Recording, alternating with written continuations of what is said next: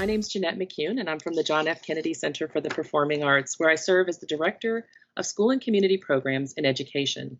In this role, I serve as the lead for the Kennedy Center's K-12 arts education partnerships in school and community settings, focused on strategies that support student learning in, through, and about the arts. It's my pleasure to welcome you to the 8th Annual Ed Games Expo, a week-long showcase of game-changing education technology innovations that were developed with the support of programs across the federal government. For the past 3 years, in the before times, at the Kennedy Center, we were able to host this event at the Kennedy Center. And we're really sad not to be able to do so this year, but we want to ensure the safety and well-being of all of our educators. So we're delighted to be present today virtually. But each of those years when we did hold it at the Kennedy Center, more than 100 teams of developers demoed their education technology-based games and interventions in our gallery halls to members of the public, including thousands of students, educators, and families from the Washington, D.C. metro area. The Kennedy Center participates in the expo each year because the event aligns to our mission to celebrate the integration of arts and education and highlight the essential role of the arts in the creation and development of innovations in education technology, from writing of scripts and stories that immerse students in learning, to creating graphic arts and the scores that set the tone in the background, and presenting content in creative ways to engage and captivate students. The Kennedy Center does look forward to being able to host the Ed Games Expo again safely in person when we're able to do so. As part of this year's virtual Ed Games Expo, a group of the country's leading education technology developers have produced a series of 20-minute masterclass for educator videos, with each presenting models for how to implement a technology-based intervention in a classroom or a remote setting. Today's masterclass features Musology, a Nashville-based education technology platform that gets students algebra ready using the power of music. Developed by cognitive psychologists, math specialists, and professional songwriters, Musology has made math a #1 hit for students around the country. In the true sense, Musology is a math supplement and intervention that epitomizes the integration of the arts and arts education. So after this masterclass, please stay tuned and join me for an engaging Q&A session with Dr. Lana Israel, the creator of Musology, and a special musical guest, and a small group of math educators as we explore how Musology has had an impact and can have an impact on their learning. But now, off to Lana in Music City, Nashville, Tennessee for the masterclass. We started Musology because we realized that many students struggle with learning, yet know the words to all their favorite songs. That's because music directly activates brain regions that are critical for successful learning. Our mission at Musology is to enable all students to optimize their amazing potential. Musology was developed by a team of cognitive psychologists, PhDs, curriculum specialists, and hit songwriters, the same people who have worked with today's hottest artists. The result is that Musology music videos are relevant and engaging to students while also having immense instructional and explanatory power. Musology works using a 3-step method. Step 1, students answer warm-up questions to unlock Musology music videos. This activates pre-existing knowledge and primes students for what they're about to learn. Next, students watch Musology's multisensory math music videos as many times as they need. Finally, students progress through a series of gamified challenges, which are in-platform, formative assessments that establish basic understanding, then proficiency, then advanced application of the information taught in Musology's math music videos. To guide and direct student learning, teachers can create custom playlists and assign them to individual students, groups of students, or entire classes. Teachers monitor class and student progress through Musology Analytics and Dashboard, and students receive immediate feedback and can monitor their own learning progress and growth in the stats section of the Musology platform. The Musology platform makes math a #1 hit. Let's join a class and see Musology in action. All right, ladies and gentlemen, today we're going to work on our Musology, okay? So let's review very quickly what we're going to need to do. First of all, we're going to play the trivia. What's the same thing as that? Quiz. That's a quiz. That's our pre-test, right? Mm-hmm. So I need to know what score did you get. You can just hold up the fingers, okay? I'll know what that means, okay? Second thing, we're going to watch the video. How many times are we going to watch the video? 3 times. 3 times. Okay, so the first time we just watch it for fun. What is this about? Second time we watch it, we're going to get into it. We're going to show our lyrics. Everybody know how to show your lyrics? If you get to that point, you get stuck. Let me know. We're going to show our lyrics. We're going to watch the video, read the lyrics with it. Third time, we're gonna watch the video, have the lyrics up, and take notes. Okay? After that, what do we do? Oh, we gotta take the silver, the blue, and the Oh, the gold. challenges. The challenges, good. The silver, the gold, and the blue. Right. Okay, the silver and the gold. What's the score? What are we trying to do? 100. 100%, exactly. That gives us our foundation, what we need to do. The blue is where they're going to expect us to apply our knowledge. Okay, silver and gold, we can go into the video, find the answers. Blue, we gotta apply it, okay? Yes, ma'am. So I'm here, I'm gonna be working with you, I'm gonna be walking around. I may pause you mid-video and go, okay, talk to me, what does this mean? Or if you can't answer it, it's okay, it's fine. We're just gonna finish watching the video because that puts a question in your head to watch for, okay?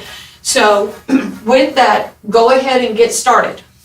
First, students answer warm-up questions to unlock a music video. This activates pre-existing knowledge and primes students for what they're about to learn.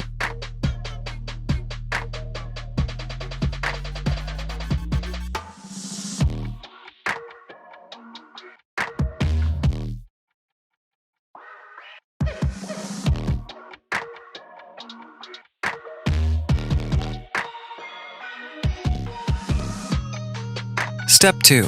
Students watch Musology math music videos as many times as needed. We recommend 3 views in a row when students are watching a video for the first time. The space where you graph points has a long name. It's called Cartesian coordinate plane. This coordinate plane comes to be when you draw the X and Y axes. Coordinate plane like an old school map. 2 coordinates pinpoint exactly where you're at. X, Y in parentheses moves the point horizontally then vertically. X coordinate moves across left, right. Y moves up, down, unite. Coordinates supposed to show an exact position. You need to know the X, the Y when graphing's the mission. Left and right, X up and down. Y left and right, X up and down. Y left and right, X up. Reference lines on which you rely. X-axis and Y-axis make 4 quadrants, and in this you plot coordinates to find out where a point is. Using an ordered pair. Teachers can use this time as an opportunity to engage students and talk about what they're learning. Because you had 4 out of 5. Right. Okay, so what did we learn? I've learned that, there is from the starting point on the graph, it's called the origin, and it's 4 quadrants, 1, 2, 3, 4. Top right, positive from X and Y. Top left is also positive. Top right, bottom right is negative when you come down to the Y or X axis. The whole left side is negative. The whole right side is positive. Okay. Oh, I think I mixed it up. No, wait. Just clarify. Right. What's positive, what's negative? Like the X or Y. Good. When Y going down is negative, X going to the left side is negative. To the right side, Y going up to the right side is positive. X going right on the grid is positive. Okay, so if this is my quadrant, Yes, ma'am. this quadrant over here is what? It's 1. And it's One. positive. Positive on X, Oh, positive X and going up, positive Y. positive Y. Good, so this one is Negative. Positive, that's negative X. good and Positive Y. good. So this one is Going quadrant, quadrant 3, good. And so it's gonna be negative X and negative Y. good. And so this one's gonna be quadrant 4, and it's gonna be, negative X and negative Y. think about that again, quadrant 4. Oh no, positive X and negative Y. Going Awesome, down. awesome. Okay, so go ahead and rate the video Yes, and ma'am. take your challenge. Yes, ma'am. So, good job, Thank yes. you. Thank you. Okay, Students are able to watch videos independently, depending on what the teacher has assigned to them. Integer Integers are a subset of numbers that can be written as a whole. Oh yeah. They cannot contain fractions, radicals, or decimals. Oh no. -7, 0, and 11 are integers. The square root of 7, 1/2 and 0.11 are not legit. Integers are only 0, whole numbers and their opposites. Absolute value is how far away on the number line a number is from 0, irrespective of its sign. The absolute value of 7 is 7. It's 7 away from 0. To the right, the absolute value of -7 is 7, 'cause it's also 7 away from 0. To the left, a number and its opposite have the same absolute value. A number and its opposite have the same absolute value. Step 3. Students progress and level up through challenges from silver to gold to blue by earning 100% at each challenge level.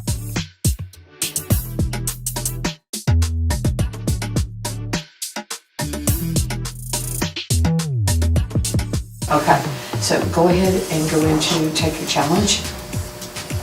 And let's get the silver knocked out.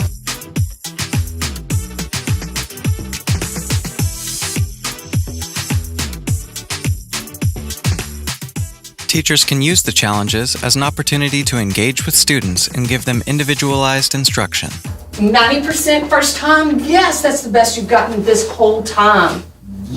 Yeah, that's it. Okay, so let's talk about this. Which number is greater in absolute value, -4 or +4? It would have been neither, Why? because the absolute value is how many steps it would take you to get to that number from 0. So it couldn't be 4 or -4. Good. So it's the same number of units, right? Awesome. So I understand it now. You understand it, but you still got to get 100%. Yes, ma'am. Okay.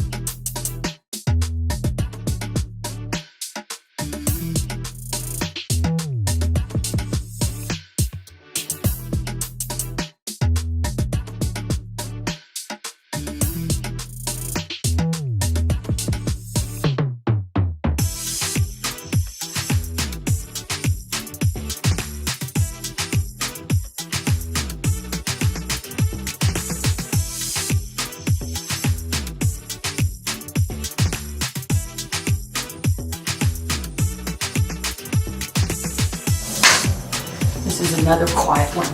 You get excited about that? That's Miss awesome. Warren, I got a 10 out of 10. Okay? Yes! I like that now. I like that. I'm verified. Keep going. Oh. The level of engagement is incredible. The level of content that I see my students reaching is incredible. They are wanting and excited about learning math. You've seen Musology in action. Now it's your turn to learn math in minutes. When you're solving equations, the typical situation is there is just one solution. Yeah, there's just one solution. But there are two special cases where this outcome changes. An unexpected conclusion that becomes your solution. Sometimes you'll find that there will be no solution. Sometimes there will be infinitely many solutions. When your equation has no solution, all your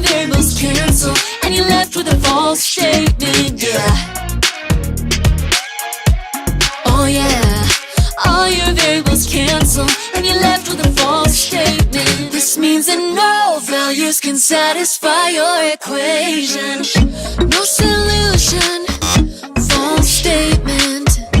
No solution, false statement. When you have infinitely many solutions, all your variables cancel and you're left with a true statement. Yeah.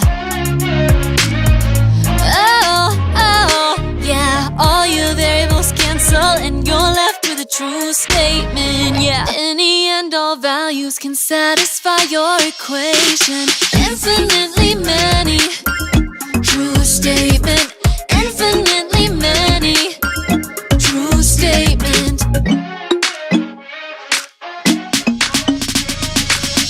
No solution, false statement. Infinitely many, true statement. No solution, false statement. Infinitely many, true statement. Yeah. Pop quiz. Question 1. When your equation has no solution, all of your variables cancel and you're left with A, a true statement, B, a false statement, C, a true and false statement. If you answered B, false statement, your answer is correct. Question 2. When your equation results in a true statement, then A, there is no solution. B, there is one solution. C, there are infinitely many solutions. Answer C, infinitely many solutions, is correct. Hopefully, you just learned some math in minutes. Song will always get stuck in my head, and then I'll start like singing it at home. Check your calculations. Do you feel like things are more fun in your class since you've been using Musology? Yes, very fun. It's helping you remembering the thing, but without like doing the worksheet. Everyone gets up and out of their chairs and start dancing. You can have fun while doing it and like sing and dance. And You're still learning and you're having fun at the same time. Musology hyped me up and helped me actually like to start liking math. Before we found Musology, I actually had like a C or a D. Because of Musology, I have like a B or an A. I was close to failing math. I was like, oh my gosh, this is really gonna help my grade. And then it went up to like a 98 point something, and it made me like math more. It's pretty awesome. Would you all like to keep using Musology next year? Yes. I sing them at home and I tell my mom about it and she thinks it's really cool. We love Musology! So I've always thought as math was a really boring subject, but Musology just makes math more fun. It's like quick videos, so it doesn't take that long to like memorize the things that we learn. I think it's very cool that in like 4 minutes you can learn what's usually taught in like 1 or 2 weeks. How did you learn your ABCs? Probably in a song if you're just like me. Turns out you can learn in a breeze, just like that with Musology. Learn anything with music, videos, and songs. Activate your brain so your attention stays strong. Answer correct, I love that. Acing the test, I love that. Learning success, I love that. Being my best, I love that. How did you learn your ABCs? Probably in a song if you're just like me. Turns out you can learn in a breeze, just like that with Musology. Sometimes I wouldn't do so good at my math test, but now that I got Musology, I can feel the rhythm. So thank you all so much for spending time today watching the masterclass from Musology. I'm so delighted that we have Dr. Lana Israel from Musology, who's going to be facilitating and participating in conversations with educators from across the country that have engaged with the Musology program. But before we jump into our questions and answers this afternoon, what I would like to do is have Dr. Israel introduce a special guest that we have with us today. So Dr. Israel, can I turn it over to you? Absolutely. Thank you so much, Jeanette, for being an incredible host today. And it is a great honor and privilege to introduce a special guest, a dear friend and colleague who you've already seen, the multi-talented and wonderful Adara. Thank you so much for having me, Lana. This is incredible to be a part of this, and it's just an honor to be working alongside with you on this amazing mission to combine music and education. Thank you, Adar. We're delighted to have you join us. So thank you all so much for being here today, and we're ecstatic to have educators from across the country that have a chance to be engaged with musology to use with their students. And so today's an opportunity to learn how musology is having an incredible impact in the various types of classrooms and experiences that our young people are engaging in. So for our conversation today, as our educators have questions, they'll be able to ask these questions of Dr. Israel. And to start our process, you can just raise your hand if you have a question that will facilitate. If you don't have a question, I have some questions ready too, in case we get stuck. But let's go ahead and open the floor now to questions from any of our educators about musology, in particular, how it is having a positive impact on your young students in your classrooms. So can we start with how, maybe a question around how musology is having an impact in creating community and how it impacts learning for your young people in your school environments? Would anyone like to ask a question? I can jump in, Jeanette, and address the initial question, and then super excited to field additional questions. So one of the things that is so exciting about implementation of musology is not only what we're seeing happen for students at the level of math achievement, but we're also seeing these pretty profound transformations that happen for learners at the level of self-confidence and motivation and this immense pride that students have when they're able, many of them for the first time in their lives, to achieve and excel at what is typically their most challenging subject, and that is mathematics. And what we hear from educators throughout the country is that these effects transcend what occurs in the classroom or remotely through learning and actually into other classes the student may be taking in school, extracurricular activities, and even the home environment. So I've had like one anecdote that I just love is a teacher shared with me that she had a student who was doing incredibly well in her math class after using musology. And by the way, she said this is a student who for 4 years couldn't figure out how to do fractions. And in 4 years, nothing was really connecting with this student. And after watching our music video on fractions, for the first time, he got it. And she said after that, that was like the gateway for him to excelling at math more broadly. And she said, end of the semester, she called his mom and said, I just want to let you know how well your son is doing in my math class. She said his mom responded, gotten a lot of calls from teachers in the past. None of them was to say anything good about my son. There will be something very special under the tree for him this year. And so this is what we're seeing happen for students, classrooms, schools, families, and in turn, communities. That's outstanding. This motivation, this sense of pride, this sense of being able to do something that perhaps had not been able to do before, and that transcending to our parents. That's so powerful. And I see we have a few hands up from some of our colleagues. Heather, would you like to ask your question? Oh, sure. I have several questions to ask you, and so the first one is, but I won't ask them all at once. Just one for now. But so I'm really curious because at the introduction of your masterclass, you were talking about connections with musical artists and sort of. And so I'm really curious about how your idea started, Dr. Israel. Like, how did this all happen? Tell us the story. I'm going to try to give you the very abridged version of the story. I actually started working in the learning space at 13 years old. I did my 8th grade science project on a learning technique called mind mapping and actually did a small scale RCT with my classmates and ran some stats on it and got statistically significant results indicating that this methodology worked. Well, what happened next was very unexpected. I got invited to present my 8th grade science project at a global education conference in Sydney, Australia. And in preparation for that conference, I wrote a little book on this learning technique because I knew that teachers and educators would be attending, but I was really trying to reach kids. And so I thought if I could write a book for kids, by a kid, that would be a way of me getting my message back into the classroom. Well, I arrived in Australia within 24 hours. I was all over national media because they heard about this teenager coming to this conference.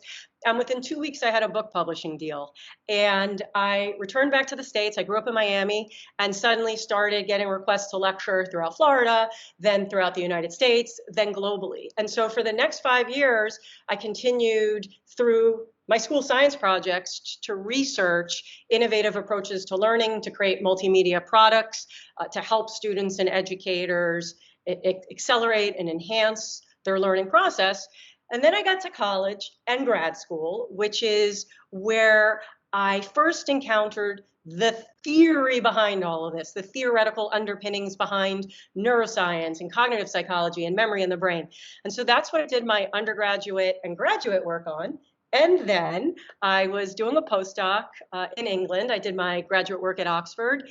And I joke that I had an early life crisis and decided to leave academia, move to Manhattan, and pursue another childhood passion of mine, which was music. And I started working as the assistant to a really incredible music producer. And within 6 months, he had a huge #1 hit. And I found myself in the middle of just like everything going on in the music industry. And by that, I mean interacting with record labels and managers and songwriters and producers and artists. And so I got this crash course in understanding how the music industry works. And at that time, I had this eureka moment. This light bulb went off in my head. And this was the eureka moment. As a former memory researcher and someone who worked in applied aspects of learning, what I recognized is there are 3 things we look for when we get excited about any type of intervention. Is it replicable? Do we have any type of systematic understanding or basis for why that effect is occurring? And then we like to measure it. What's the size of the effect? And by the way, when we see effects in education that are replicable and meet the kind of systematic criterion, often we get excited about modest effects. It's not very frequently that we find these interventions that have these massive effects, but modest effects are often good enough if they're moving the needle.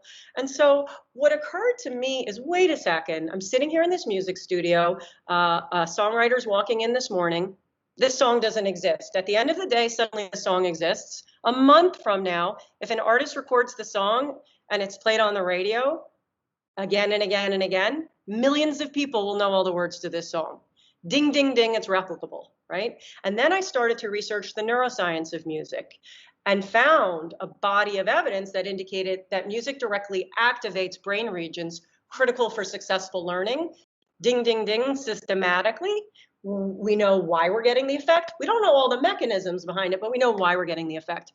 What's the size of the effect? Well, this is an imperfect way of measuring, but at that time working in the music business, just to kind of get a sense of the size of the effect, what occurred to me is if you hear a song that you haven't heard for 20 years, boom, all the words come back to you.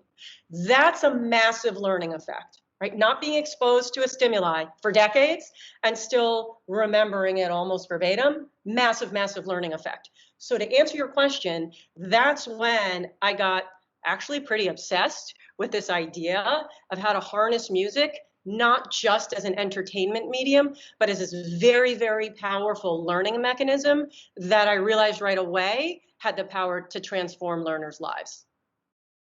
Thank you so much. I know Ryan has a hand up, and maybe we could let her ask her question, and then I'll come back to you, Heather. Is that okay?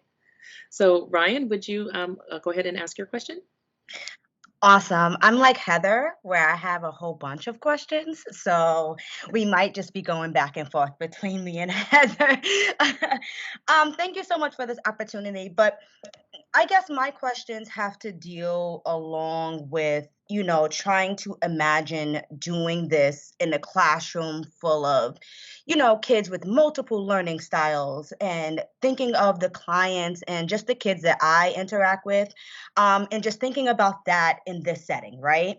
And so I definitely saw in the video the significance of the videos making breakthroughs in those misconceptions that those kids have, and even just providing teachers entry point to have those conversations that are in depth, are deep and are personalized, right? Depending on the learner and what question they're at. I definitely saw all of that. My question, I guess my first of many, has to really deal with more of just what is actually the goal? Are we encouraging students to memorize, or are we encouraging students to be able to look at these songs and actually reflect? Because I saw that after the music videos, I saw that there was opportunity to talk. I saw that there were great questions to reinforce the content there, but I'm not sure if this is available, but I didn't see a lot of maybe open-ended questions, opportunities for cross-cultural collaboration with students, right? I wasn't sure if the message was, hey, we want our students to be able to grasp this content by memorizing the music, or do we really want our students to take the music, internalize it, reflect it, and provide them with those in-depth questions so that they can, really make those intrinsic breakthroughs? So that's my first question. I hope I got that clear. Absolutely.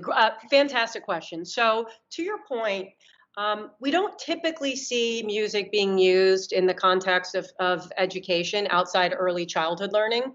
And when it is used, it tends to be kind of limited to early elementary school years, and then poof, it disappears from formal education, short of one-off novelty songs here and there, Conjunction Junction, I'm a Bill on Capitol Hill, 50 Nifty United States periodic table. And again, to your point, those tend to focus on rote memorization.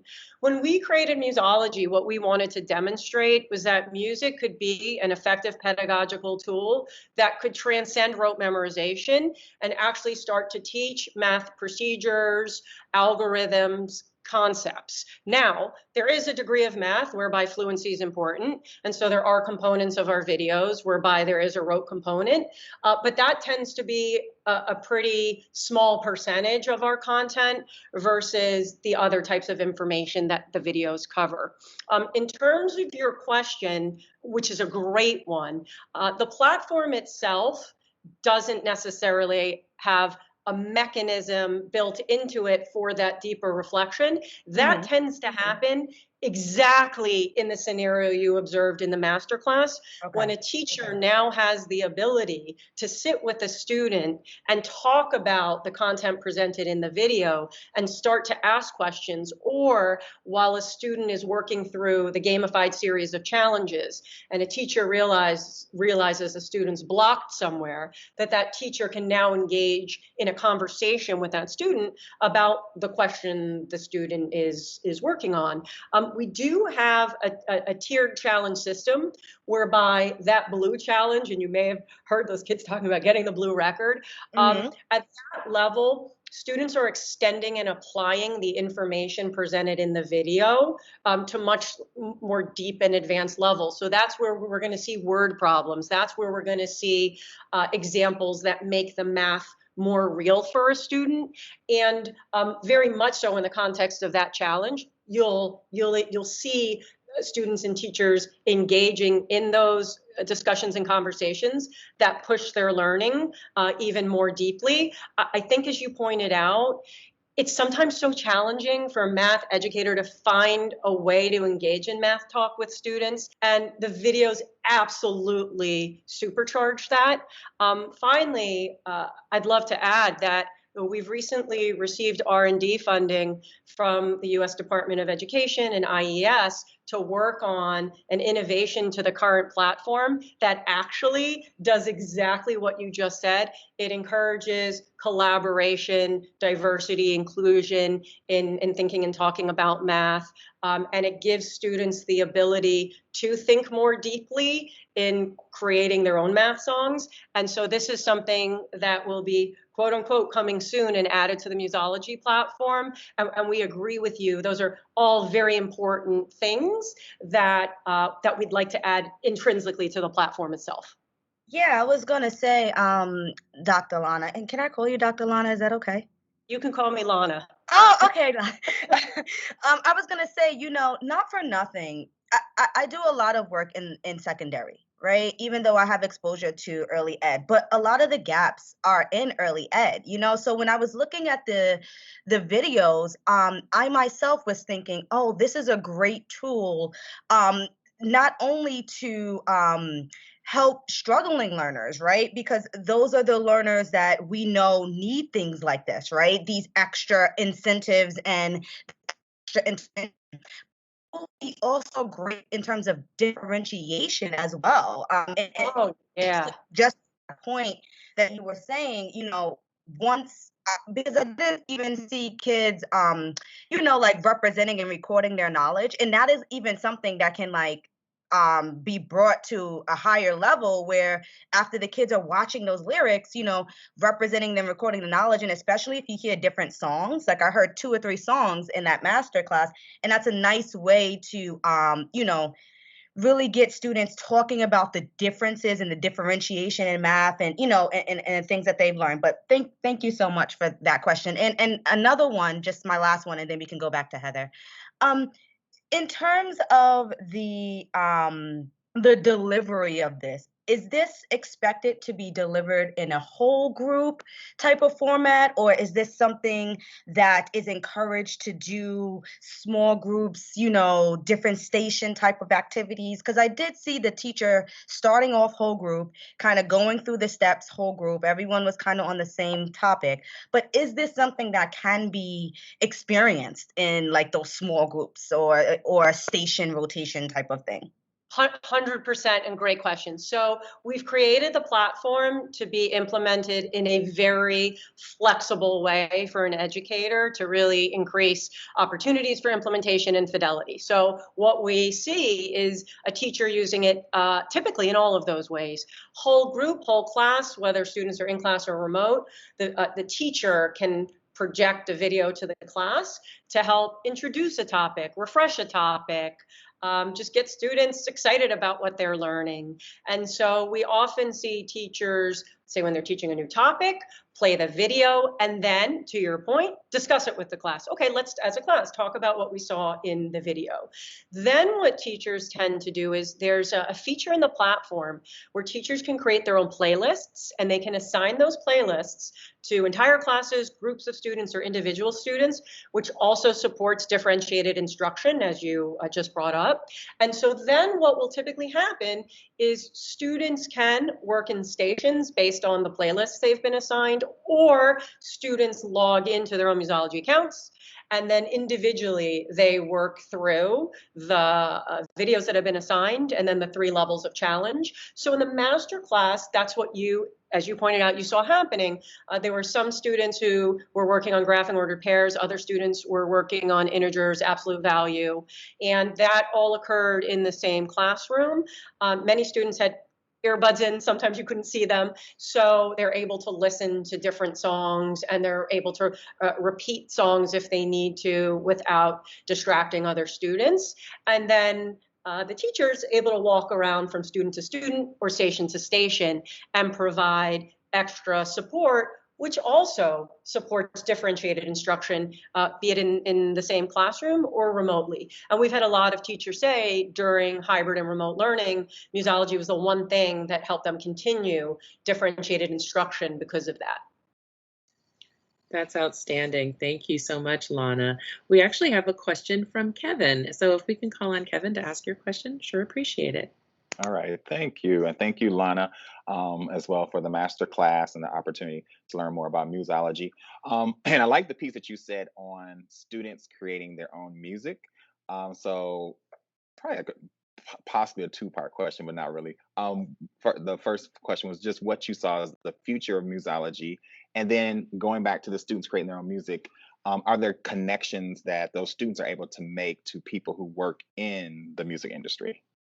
Great. Oh, those are such great questions. Hey, Kevin, welcome. Thanks for asking those questions.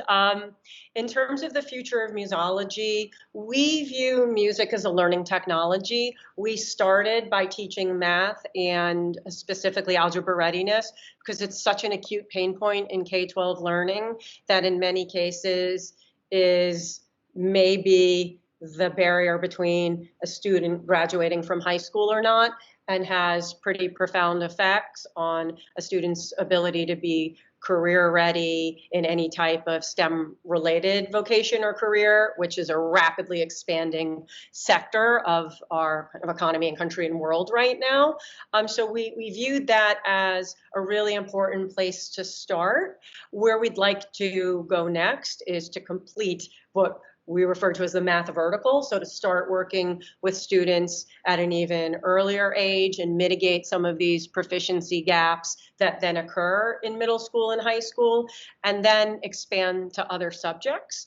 In terms of interface with artists, which is a fabulous question, historically, we've done school visits where students can interface with artists. But as you might imagine, that's hard to scale and reach every classroom. So we're currently in the process of working with artists to put together content to help students learn how to create their own learning songs. Terrific, thank you. We actually have a question from Megan. So Megan, would you go ahead and ask your question? Yeah, thank you. So I was just wondering if you could speak a little bit to the decision-making process when coming up with your scope and sequence. So how did you choose which standards to attend to, and how did you maybe consider either the mathematics practices for students or the teaching mathematics practices in that scope and sequence? That's a wonderful question. So what's super important to us is the academic soundness of all of our content. And so we work with math specialists, numeracy coaches, and individuals who have a very good feel for standards as well as instructional approaches, and often the people who are creating the questions that students wind up being asked on standardized and state testing. So they kind of have a feel for what students need to learn and how that's usually then presented in a testing environment. Now, certainly, we're trying to convey these fundamental math ideas, principles, and concepts, but that all works together in tandem. In terms of where we started, we looked at what was typically considered major work of the grade, and we looked at what was typically a foundational math topic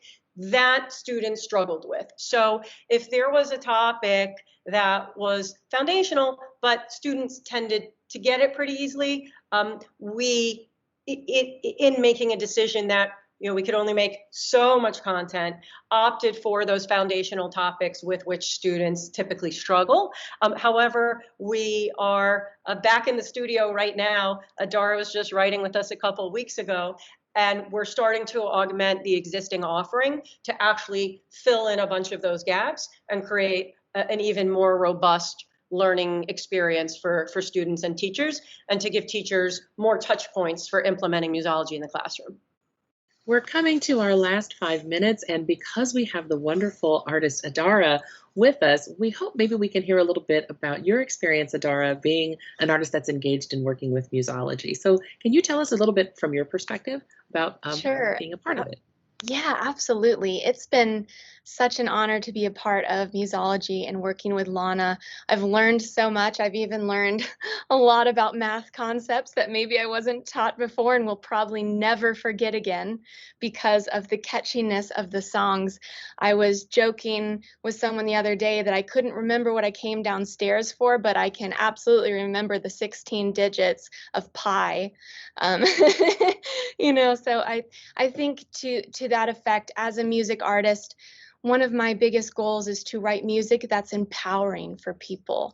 And it's such a great example of empowerment with music when you look at musology, because it's empowering students to learn in an easy and fun way.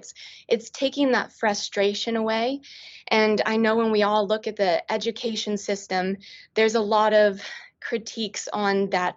Sometimes it's overly the pressure is on memorization and not always application and understanding the concepts. But when you can take that pressure away from memorizing something, it becomes so much more fun to sit there and apply it, and you remember it so much easier, and math becomes fun and this open world to explore. And beyond just the formulas we learn throughout our education, you see that what you learn in math and how you learn gets applied to everything in life.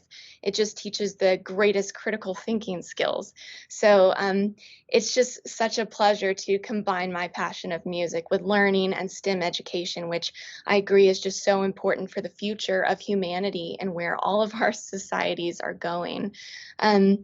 It's really fun to perform the songs. I'd never really performed something so educational before, but the music is so infectious and it's so fun, and I feel like I'm creating such a positive impact. So it's just been such a pleasure to work on this, and I really feel like I'm making a positive impact on the future of the world. So it's an honor. Oh, that's outstanding, Adara. Thank you so much for sharing your perspective. Now we have time for one last question before we wrap up for the day, and that is from our colleague Gladys. Gladys, may I turn it over to you? Thank you, and I want to thank Adora. You just really kind of framed my kind of comment question that I have just about the lyrics itself and how doing a deep analysis of the lyrics can help children just connect deeper with the math content. And I was just wondering, as this is being developed, will there be more sort of instructional guidance on teachers how to spend more time understanding the lyrics? And I know it was mentioned that kids can listen to the videos, as many times as they need. Is there support as they're listening to the video? So does the video stop and maybe ask some questions to make sure that they're really understanding the language? Because I work with first I work with young ones, but I also work with a large Hispanic population.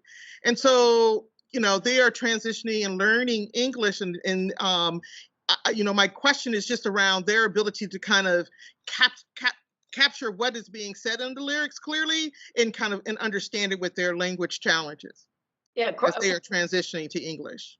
Absolutely. Thank you. Wonderful question as well, Gladys. Appreciate it greatly. In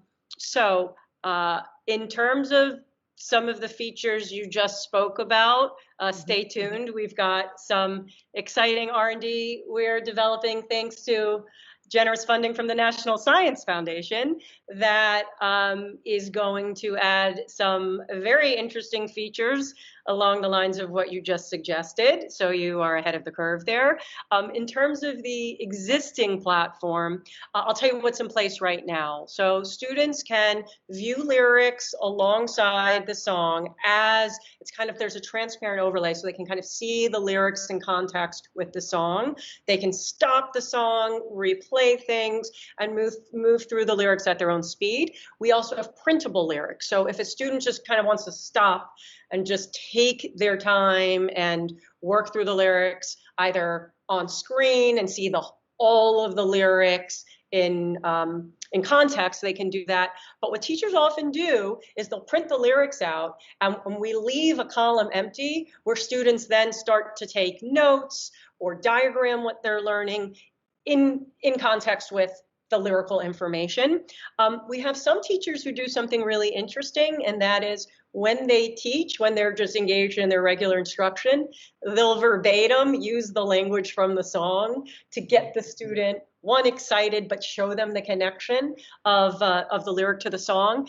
And then the other thing we do, not in terms of the songs, but in terms of the math challenges in the platform, the gamified challenges, they all have audio buttons, so students can hear all of the questions and answers read aloud.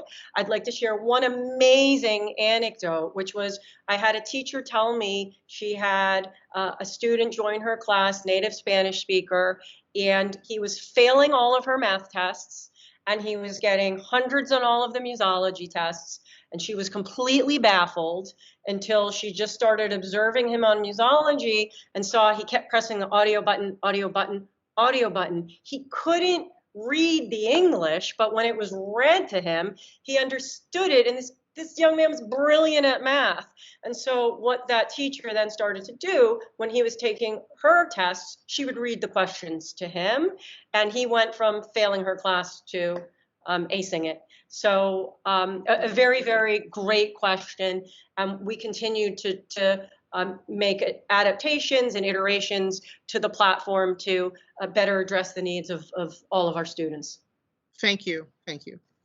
Thank you all. This has been an incredibly rich and thoughtful conversation. We're so grateful for the educators who joined and asked these really thoughtful questions that will impact other educators across the country. We're really grateful to you, Dr. Lana Israel, for creating Musology and the continued really thoughtful process that you've used, the iterations and feedback that you're getting from educators to continue to improve and change the lives of young people. And Adara, thank you so much as an artist for being a part of this program in an authentic and meaningful way, and continuing to make a huge difference in the lives of our learners who may have been struggling with the integration of math and music. Thank you so much for joining us, and we look forward to educators participating from around the country in the Musology program. Have a great afternoon.